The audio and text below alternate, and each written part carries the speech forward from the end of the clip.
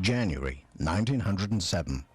Nanny Dell was born this year, the same year King Edward VII visited Cardiff and named its newest dock after his wife, Queen Alexandra. Cardiff docks have been central in the lives of the Dell family. A few miles from the dock in Landmay Street, Grangetown, this is where Nanny Dell grew up, and in her own words, this is her story.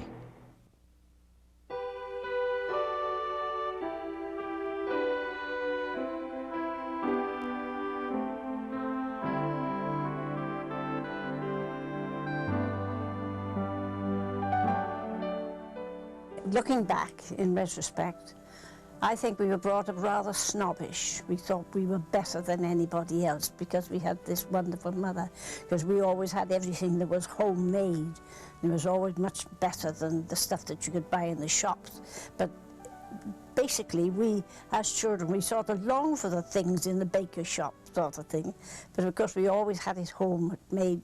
But it was always, we realise now how much better off we were. But we were brought up in a way that I think, looking back at it, we were snobbish, because we used to think those poor things, their mothers don't cook for them, don't make them these lovely dishes like all these surprise dishes. They were rather wonderful as kids. And I remember, I think, about my first recollection of my life. I think I've been told in later years that I was 3 years old. I never realised. But I was taken to hospital with a fever. I think it was scarlet fever. And I remember climbing up into the back of it, or being lifted up, because apparently in those days, if you had scarlet fever, you had a red blanket. But if you had diphtheria, you had a grey blanket, so you knew. So if anybody was seeing you getting carried into the ambulance in those days, which was horse-drawn, oh, it's diphtheria, she's got a grey blanket. So if you had scarlet fever, it was a red blanket. But I remember going there and driving down this, looking out through the frosted windows of the thing. I couldn't have been very ill because I didn't appear to be worried about it. And but of course the first thing they do when they take you into hospital those days, they promptly put you in the bath, even though you'd most probably been bathed 5 minutes before the nurse came. I know I would have been bathed. My mother would have seen that I was bathed and all clean clothes on and everything like that. And I was put in this bath, and I remember there was this huge, big white bath, and these frosted windows, and then came to bath me, and I said, oh, I think I'll like it here, because we got Lifebuoy soap. And I liked Lifebuoy soap, because it always seemed to smell so nice. It was stupid, I know, when you look back on it. But I remember we used to have visitors, and they never came to see us. They could only hand in, like, the fruit. There was a sort of a... It was built on stilts, the isolation hospital was, and of course it was like a sort of a canal, not water, but it was on stilts. So that if they handed stuff in, it was handed through there. And I always remember, this is my childhood, this great big bowl of fruit, and of course it was put on my bed. So I thought, oh, that was lovely. I thought, oh, we'll be able to share that with everybody. So of course, when the family, the visitors had gone, I said, well, what happened to my fruit? Oh, that's not your fruit. And I know, because I'd seen my mother hand it in over, like through the window. It was not for you. And actually, we were never really allowed, although it wasn't known at the time. And I thought of it in retrospect later.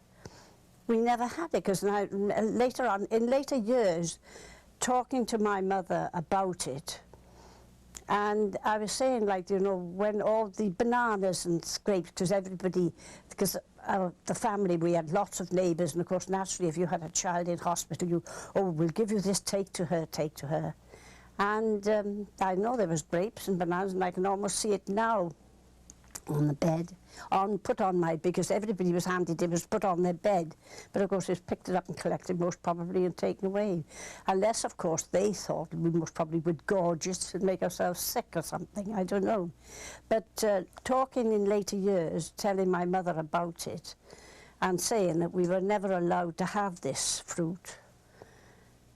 And it was only because, I mean, had she known at the time, she most probably would have made a complaint about it. But you see, you don't realise it. When children tell you these things in later, you don't realise at the time that it is so. But I remember that. And another thing I remember was when I was younger like that, I must have had pneumonia. So of course, as usual, when you were ill, because my mother had 7 children, so you can imagine climbing up and downstairs looking after 76. So the bed was always brought downstairs and put in the front room, sort of thing. Then that was turned over to be sort of a sick room. And I remember my mother had gone shopping, and the rest of the brothers and sisters were there, and I wanted a drink of water. And of course I was going to get out of bed to get this drink of water. You couldn't get out of bed. So I said, well, bring me a drink of water. And at that stage, I couldn't eat bread. It never seemed to dissolve in my mouth, you know. But the crusts, yes, I could eat the crusts. And my mother used to bake brown bread, especially for me, so that I could have brown bread. Now, I always eat wholemeal bread now, and I can't chew for some unknown reason white bread, you know. There's a difference in it, I suppose. But looking back on now, for my age now, and looking back on my childhood, I think, well, I remember that saying, well, can I have the crust? Oh, well, we can't give it you because you're ill. But at any rate, I managed to get one or the other and to go and get me a crust of bread and butter, a crust. And I remember another time, when I was a little bit older than that, we were allowed to play, well, maybe out the street, in the summer evenings. We never played any further than around the street. But in those days, for a pastime, we used to swing on the lamppost for a swing. So if we could go to a greengrocer's and have this plaited thing that they tied, because oranges were always, they weren't where you get them in a small box now, they were brought in a sort of a double section box. And it was always tied up with this woven plaited, well, it was a grass thing, plaited, but it was, and of course if you could win one of those, you had a rope to swing on the lamppost, because we had lampposts, you know, 2 arms sort of thing. So hitched that up there and then you swung round. So I don't know how old I was once, but I remember it must have been coming up towards, looking back at it, it must have been coming up towards Easter or Whitsun, because that was the time when we were always sort of had to go to the dressmakers to have our summer clothes fitted, because you never bought things off the peg in those days. It was made to measure sort of thing. And I'd been to the dressmaker, who lived about 3 doors away from us. And of course, coming out from there, I went on the swing, and of course I fell off the swing thing and busted up my top lip. And I remember it was on, I went into this dresser and she just put it on it. And of course, my mother and father, we were so stern that if we fell down, we'd most probably have got biffed for falling down. And I remember thinking, well, how can I disguise this mouth? And I remember when having sort of sitting down on the stool round the table and drinking tea out of a saucer, trying to sort of, my mother wouldn't see what I'd done to my lip, because I would most probably have got a hiding for it. Because in those days, if you fell down, it was your fault, you got a hiding for it. And not necessarily a very bad hitting, but you got hit, but of course we went in fear and trembling of being hit. That stands out as a great memory. And I remember another time we had visitors, and it was customary then, you gave the kids a couple of pennies, you know, if you were a visitor. So we'd gone round to the shop, which was sort of through a side lane into the shop, to buy ice cream. And coming back, we cut through as my eldest sister, and Violet was with us, and myself. And of course, me being the littlest, I couldn't walk as fast as they did, and it was dark, but at those times we never thought of it. And of course, I was left trailing along behind, and we'd been to have the ice cream or spend our pennies. We came back, and this man came out of this middle lane, which was the back of the house, male lane and side lane. And I always remembered, I've petrified, and ever after that I would never go down one of the lanes, because our houses, there were always lanes behind our houses back lanes. And I would never go down a lane after that in case, and I was always petrified. And even to this day, if it's a dark alley, I wouldn't go down it. And I wouldn't say now I'm not, but I would only say in latter, say about 10, 15 years, that I haven't worried about the dark. I can go around without the dark. But often you look back on it and you think the childhood's things, but you can't tell them about it. That's a memory that stood out. And of course I was left, I don't know whether they ran off screaming. Of course they'd forgotten about me. And of course I would say, because when we got in, we wondered what we were screaming about, because they went to look for whoever was there. But whoever they had, they'd run off at any rate. So that was that. And I remember my mother always used to go for a fortnight's holiday to her home place in Glastonbury. She used to take my two youngest brothers, and of course I was the youngest girl, but I was the third one in the row. So I always went to stay with friends, and they looked after me, and I was completely spoiled then, because they used, I don't know, because they didn't have any younger children then. It was friends of ours, so I was always looked after those. And we were friends with those for years and years and years. They were almost like family, you know. The neighbours were more like family and things. And of course I never went to Glastonbury until, that was my mother's hometown, which it was always had romantic notions of it. She always used to come back with all the fruits of the field, big boxes of apples, because there was all orchards there and things like that. And she most probably brought chickens and things like that, or cheeses, and our country fare.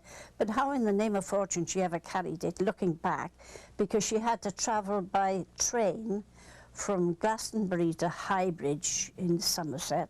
Then you changed there, and then you got the train to Weston, and then you caught the boat across the Bristol Channel. And I presume somebody met her there with all these goodies. But the two boys were always taken, but I suppose they were youngest. And I was and I presume, I never thought, but they looked after themselves, the rest of the family. But my sister Lydia, she's the next but one to me, she was what they call these days, like spastic. But she was very bright and, you know, cheerful and very cheerful person, and she was very thing with anybody, you know. I mean, you say she was friendly with everybody. So I don't know who exactly looked after her, but I don't remember her ever being put. I think it was just the neighbours. My eldest sister must have looked after her and the rest of them. Len, my eldest brother, he's the eldest of the family, so maybe he kept an eye on, but of course I was too young really to understand. I think it was only in about 4 or 5, something. But I always remember at one stage I'd been somewhere and I had white kid boots, leather boots, buttoned all the way up the sides, and a white fur coat, a little short fur coat. I was very, very posh in those days. I didn't realise at the time, but I think being the youngest girl, I may have been indulged a bit more. And I always, that's another thing that stands out. There's only certain things stand out in your memory. I'd been playing next door with my friend, and of course, whether we'd been to a party or something like that. But I can see them now handing it back over the wall, the next door neighbours. This was these white kid boots. And I, thinking back and look at it, and I thought, well, I don't ever remember wearing them as such, but I always remember being handed over these things. And I thought, oh, well. But we weren't exactly spoiled. We were brought up very strict. My father, he was sort of, I think he must have been the type of person that in those days, in Victorian, Edwardian days, children should be seen but not heard sort of thing. And I don't know that he was particularly interested in us. He had children, and that was that. But, so he all sort of used to go off to his club, and we were left alone. But my mother always used to entertain us of an evening until it was time to go to bed. The youngest went early, then we went. And I always remember when I was 14, Oh, I'd be able to stay up till 7 when I was 14.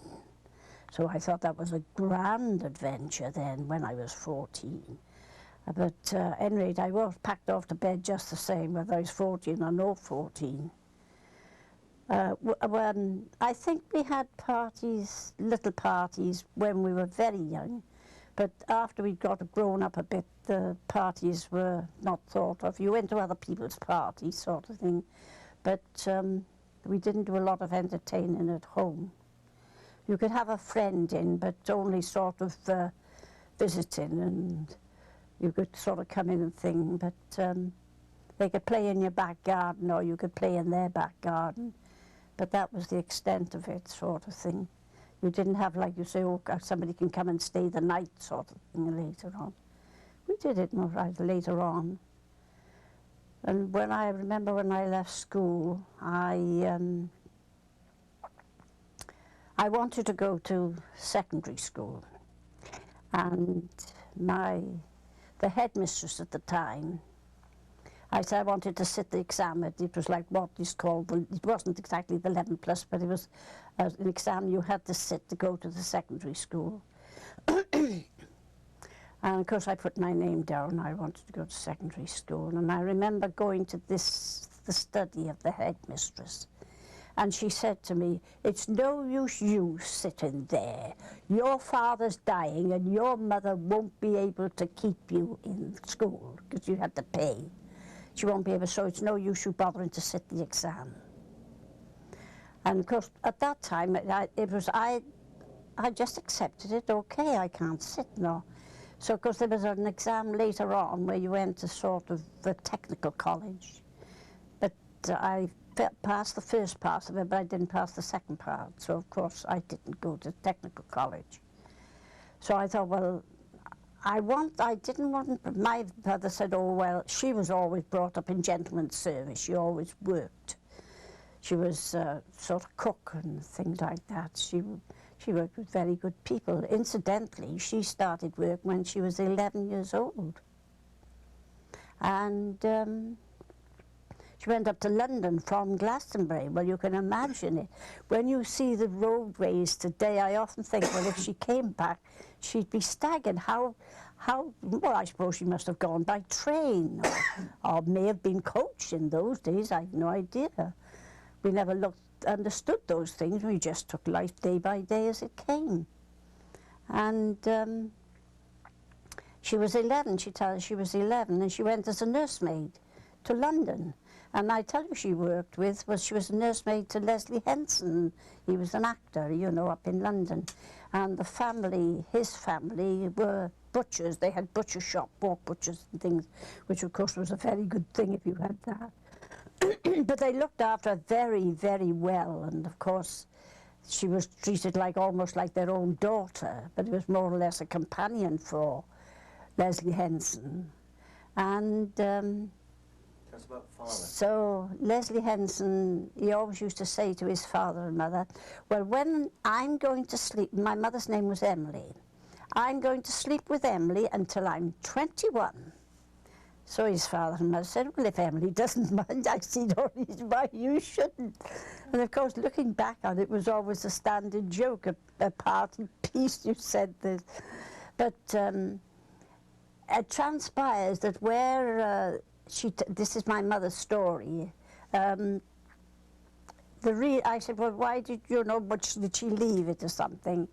And she said, well, apparently the house they lived in, I think they must have had a ghost of some sort. But they never told anybody about it, you know, the ghost was there just about. And she used to live, of course, naturally, the servants, or such as they were, always lived up the top in the attics. And she left it really because several times somebody came into the room. She didn't actually see anybody as such because it was dark, because of course the only thing you had to go to bed was a candle, and you put the candle out, you were in complete darkness, because of course the lights in the street went out at about 10 o'clock, 12 o'clock at night in those days, whereas they're on all the time now. And transpires that it seems that they used to come into the bed and flop on the bed, lay on the bed, like sort of thing. And she said you couldn't move because the weight was there. And of course she was too petrified to scream or anything about it. And of course when she mentioned it to the people that she was working for, they just poo-pooed, oh, you must have had a dream. But it happened so often, like not regularly every night, but sundry times. So for that reason, one of the things that she sort of gave it, and she went back home. She worked for other people like us, and then she eventually came up in status in this servant regime. You were all right, you started as a nursemaid, and then you most probably came up as a little bit better in the nursery, because of course everybody had those type of servants. And then eventually she went in as sort of a kitchen maid in gentlemen's household. I think the big grief of my life was when I lost my sister, because she died 2 years after my father.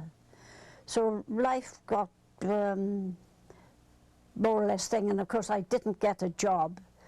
I had to go into sort of service doing housework and things like that. And then when I was about 14, I met my husband then, Cyril. He was 14 and I was 14. And of course I was interested in rather psychic matters right from the time I was very young. And of course I think I was a bit religious, because we were brought up in church. We went to church, confirmed and christened and all the rest of it. And I always think, oh, well, if this is wrong, stop me from going. But I wasn't stopped from going. At any rate, I went to see them, and he was young, and he was so wonderful. I was a bit religious at the time, and when he had this sort of spiritualist thing, his guides prayed the most prayers, and gave the most wonderful addresses, which was, in the first case, he practically told me all about the Lord's Prayer as it was. And then there was another one they gave, was the 10 Commandments.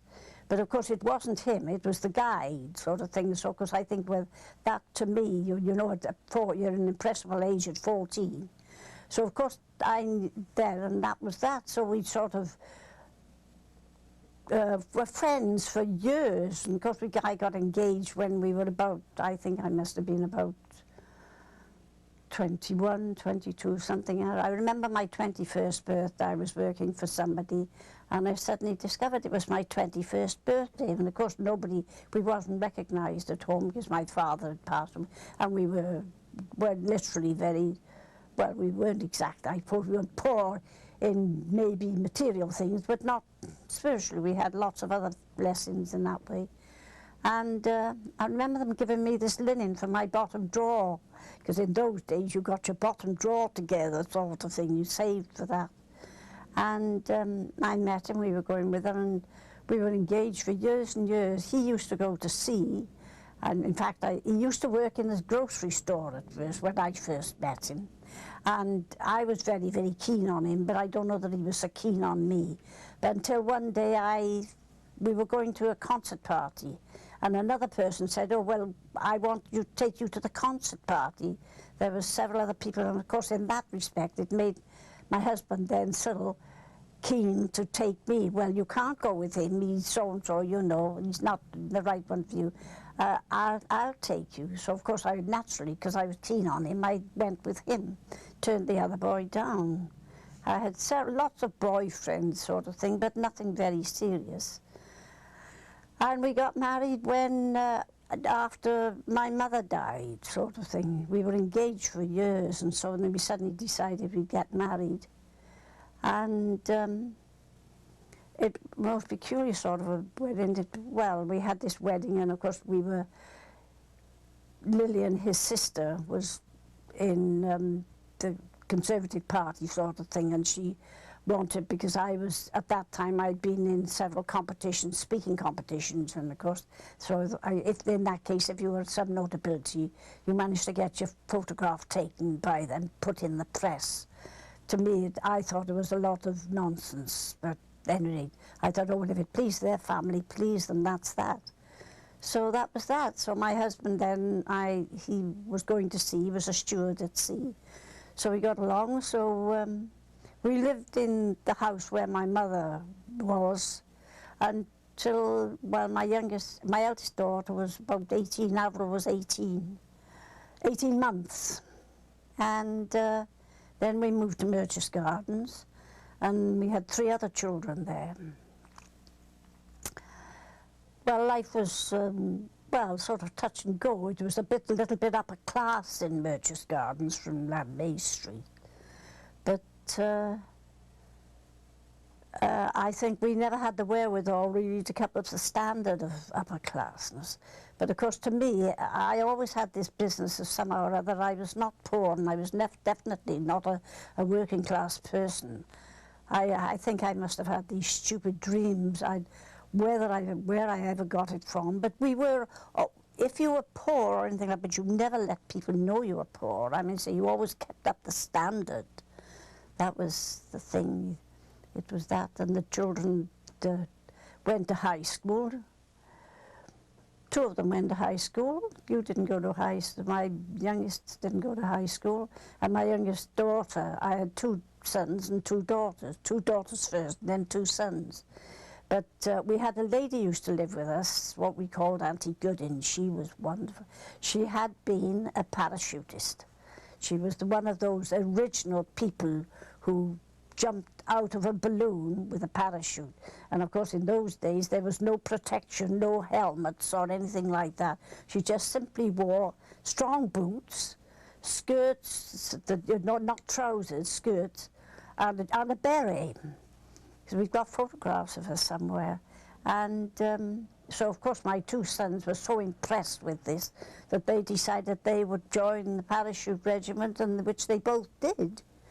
And both became parachutists. The eldest one was in the 1st Battalion, and the youngest one, in spite of the fact that he wanted to be like his brother, he wanted to be a parachutist, so he wanted to join in the army.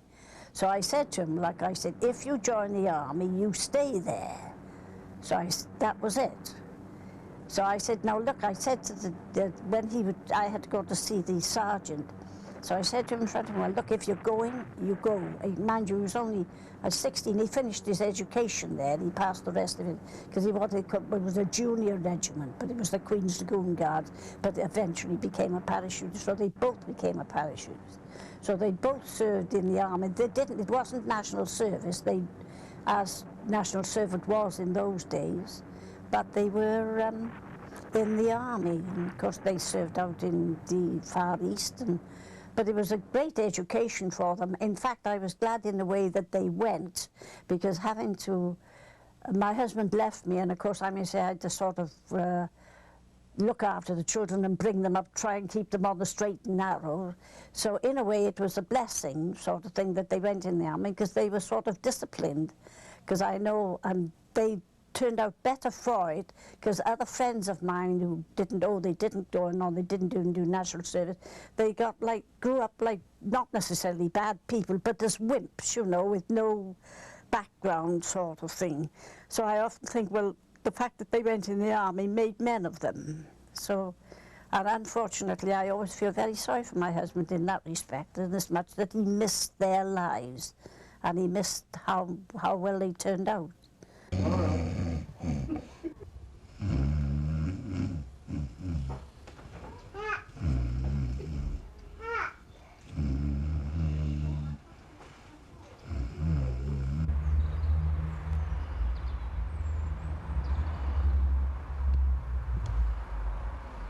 Why not sit by me? Huh? Are you standing up to grow? Of course, when you're I look taller that way. Yeah. No, I'm a leaner. I think it's all those times of sort of being a saleswoman. You always have to. I tend to lean. My point is this, I think I sit down now. He's back to sleep again. I think he When just. you-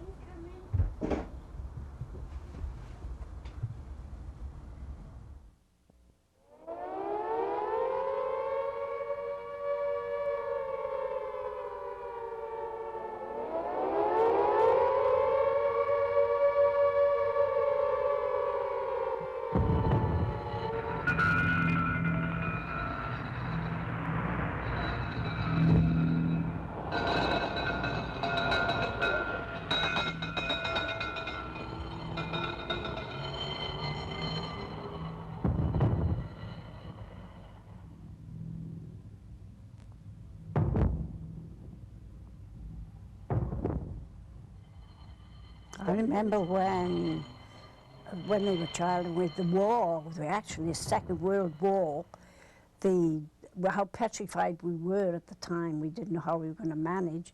And of course everybody was organised to be there where I would watch. So of course I remember thinking, oh well, it'll never reach us because he'd have to come all the way across England, not realising that planes travelled. And I remember one day I went down and we'd had sort of planes circulating round, and they'd say, oh, it's not ours, it's one of ours, it's one of ours. And one day I was going out down the street like that, and they said we could see the plane running on. I said, oh, it's one of ours. Oh, it's a French plane, that's all right. But I looked right there, I could look through streets, and I see the bombs dropping on. I said, it's not one of ours. I said, they're dropping bombs.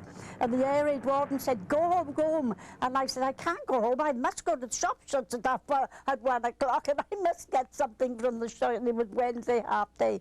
But we came home, and I remember then I'd bought a big bath previous to that, so of course we had the guns there, and of course with the shells going off, the ack and all the shells bursting, we had these shell shrapnel bits, and of course this brand new bath, and it split all over just like a tin can. I was furious. I had no idea about anything. At any rate, we had one, and of course the children, they were young at the time, and I looked after my sister's 2 children as well. So what we used to do was get the children bathed about 5 o'clock and into their pyjamas and dressing gowns, and we used to put them to sleep underneath Auntie Gooding's table, which was a huge, heavy mahogany table. So we used to put a mattress underneath there with all the pillows, and of course we didn't tell the children, we didn't worry them about a wall, because I thought time enough when it hits them, but we would put them to sleep there, and they used to sleep there all night, so we used to sleep in chairs around, and of course until the things, and then if we were asleep, they'd most probably stay there all night until the morning. So that was about the best thing. And looking back in retrospect, we've discovered that where we used to have candles, the candles are on this table. The candle grease is still on the table. We still have the table to this day. In fact, Diane's got it, because Auntie Gooding would rather taking a shine to Diane. She had no children of her own, but of course she always looked upon Diane as her little girl. And of course Diane was a very prim and proper sort of person at those days. She would only speak to you if she was sort of formally introduced to you. You know, she was a right, well, not a madam as much, but she was that type of person. Now, she was friendly enough, but she had to be sort of formally introduced to you, even though she was only about 5 or 6. So they grew up I was very fortunate with 4 children. I mean, I count it as one of my blessings. I think, well, all right, my husband left me, but I had 4 children, and to them, that's my inheritance.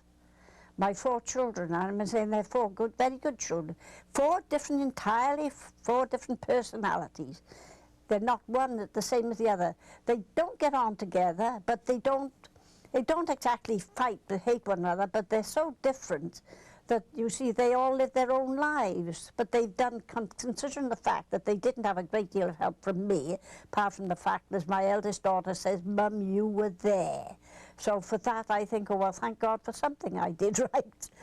But basically, as I said, that's my inheritance, is my children. Because in my old age, what would I do without them? Because I mean, say, they are there for me, and now I have grandchildren and great-grandchildren. To those, I mean, say, I'm very well blessed. I mean, they all come, and where I am now, I'm living in my son-in-law's flat,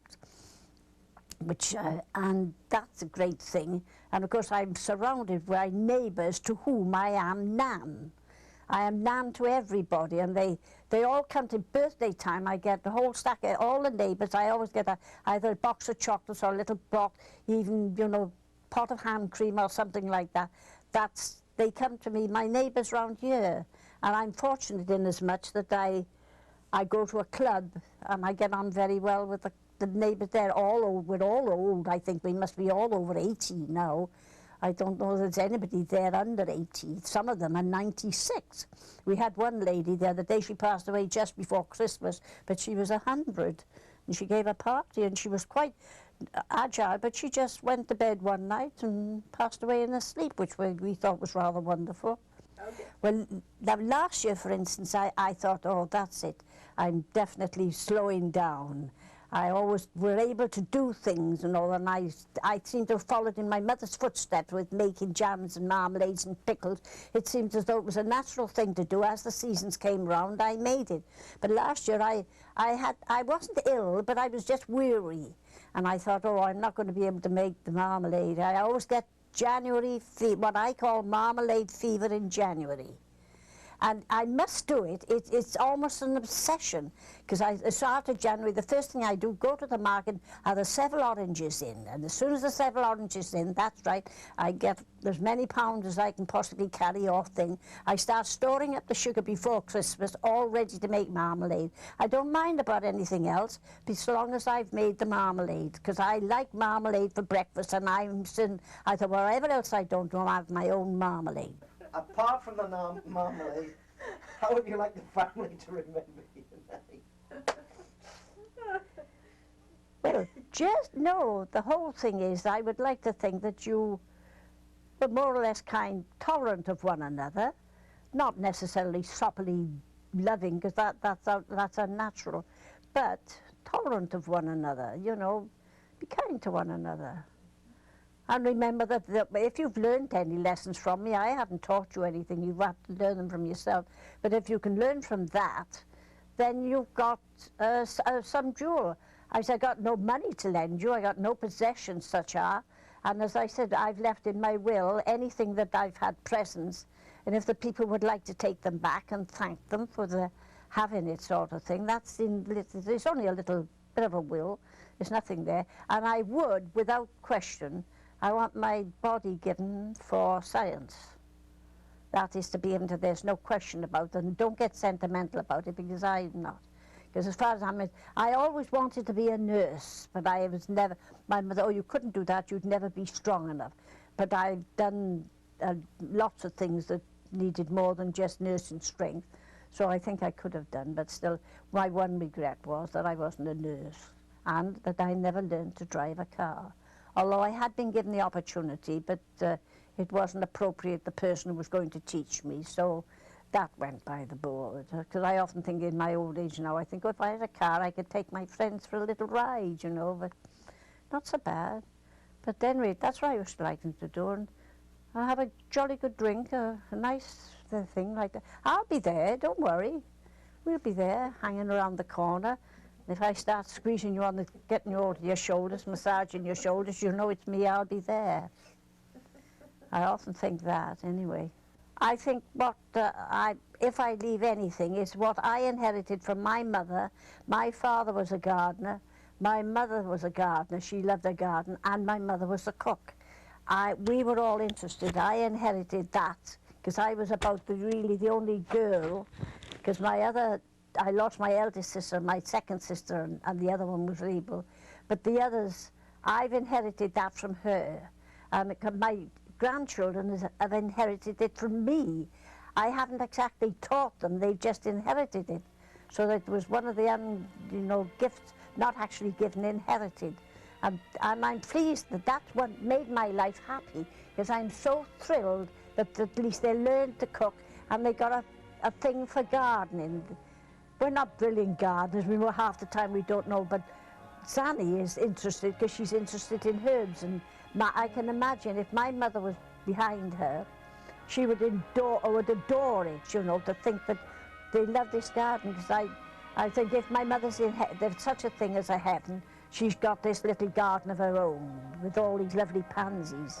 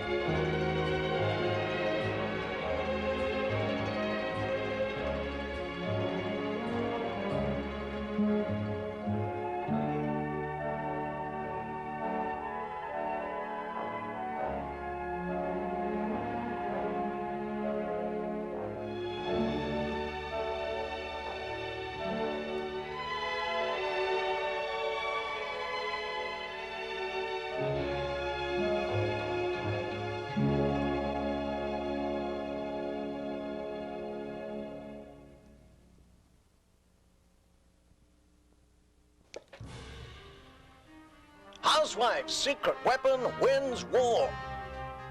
This is Mrs. Leah Dell, a Welsh housewife that is giving Jerry more than he bargained for. Mrs. Dell's marmalade is so delicious that Allied troops have used it as a weapon against the Nazis.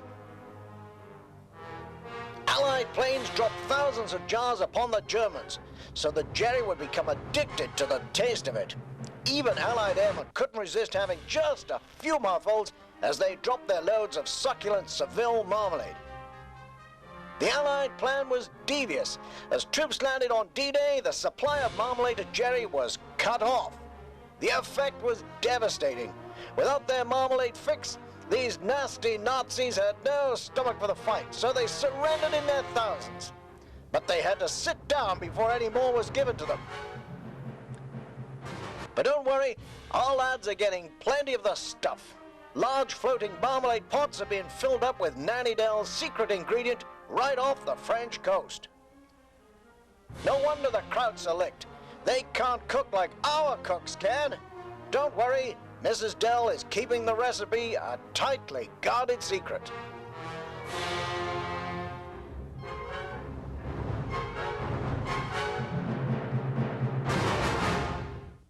Britain, known throughout the world for its many great monuments. But visitors to these shores can always take one of our greatest pieces of heritage home with them. Nanny Dell's secret recipe marmalade. The marmalade that won the war. Available 50% off this week, only at Tesco.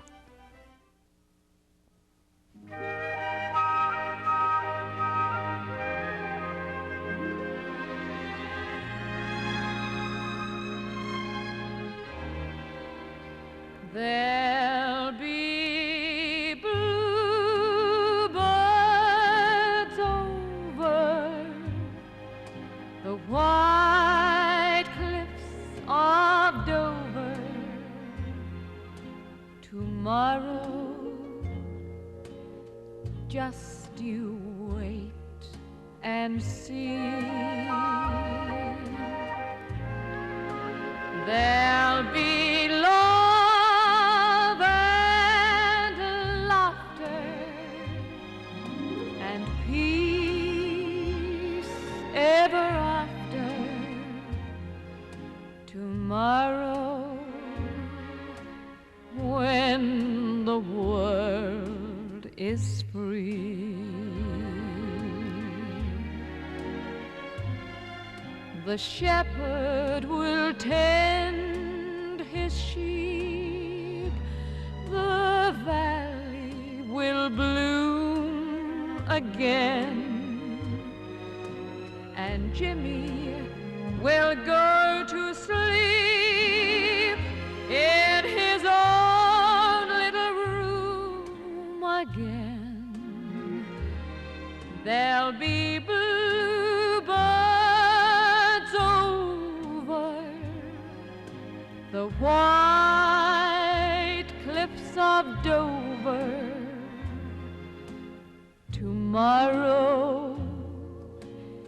Just you wait and see. The shepherd will tend his sheep, the valley will bloom again, and Jimmy will go to sleep in his own little room again. There'll be bluebirds over the white cliffs of Dover tomorrow. Just you wait.